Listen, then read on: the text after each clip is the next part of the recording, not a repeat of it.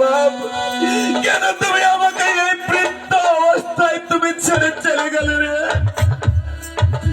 উঠো বাপ, আমি এই সংসার বাজার আমি কিভাবে থাকবো বলো একাই এই বৃদ্ধ অবস্থায়? উঠো বাপ, উঠো দেখাই।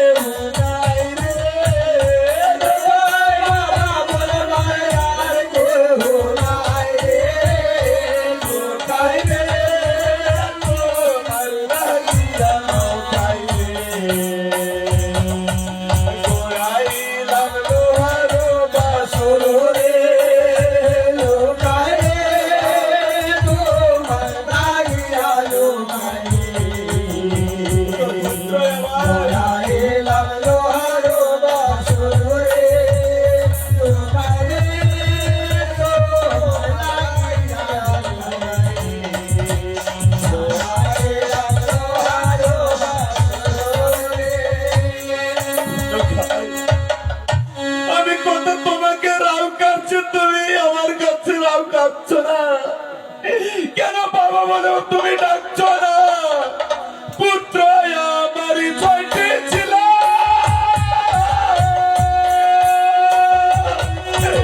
তোমার নয়া সাথী হল রে।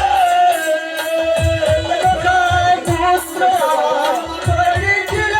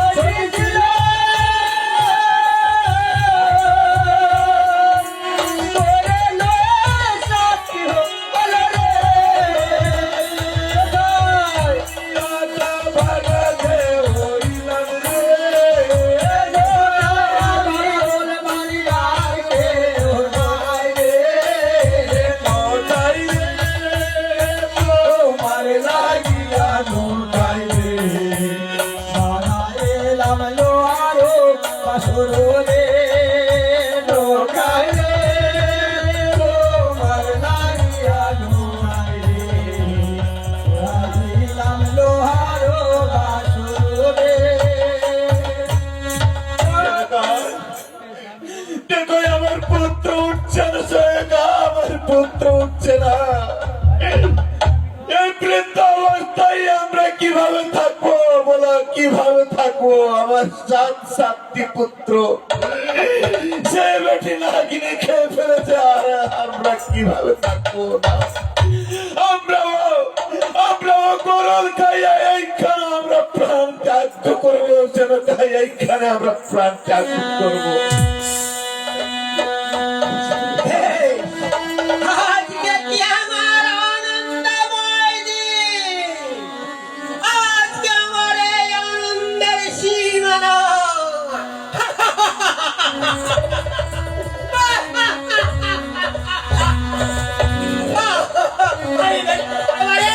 বুঝতে বলেছিলাম যে খুলো সাবধান হও, আমার এই মুষ্টি পুষ্প দিয়ে পুজো করো, কিন্তু বেটা আমার কথা মানলো না।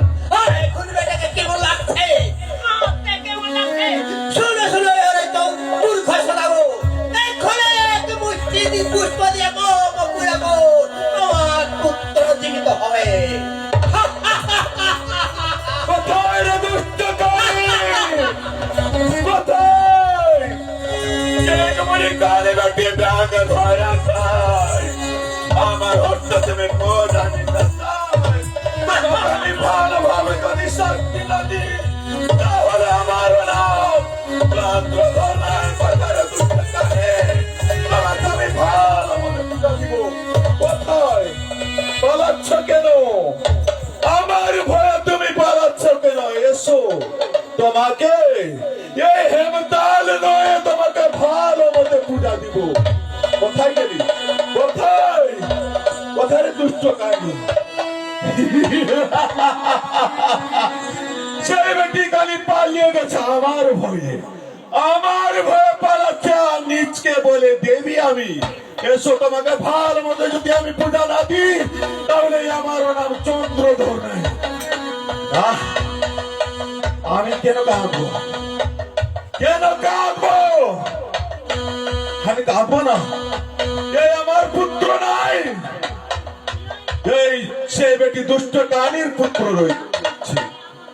যদি আমার পুত্র থাকতো, তাহলে আমার সঙ্গে রাও কাঁদতো, আমাকে বাবা বাবা বলে চিৎকার করতো। কিন্তু না, সেনকা আর কাঁদতে হবে না। উঠো সেনকা, চলো, মনের আনন্দে আমরা নৃত্য করবো। যা হেন না, আর থেকে সকল দুঃখ আমাদের পালিয়ে গেছে, আর কিছু দুঃখ নাই।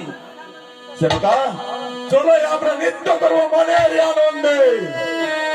ভালো না চোরে মানিয়া চাঁদ সোনা গোল, ভালো না চোরে মানিয়া চাঁদ সোনা গোল, ভালো না চোরে মানিয়া চাঁদ সোনা গোল, ভালো না চোরে মানিয়া চাঁদ সোনা গোল।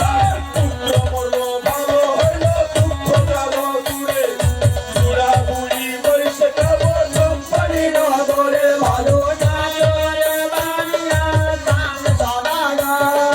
পুত্র মরল ভালো হইল, দুঃখ গেল দূরে, বুড়া বুড়ি বসে খাবো সম্পানি নগরে, ভালো না চোরে মানিয়া চাঁদ সোনা গোল।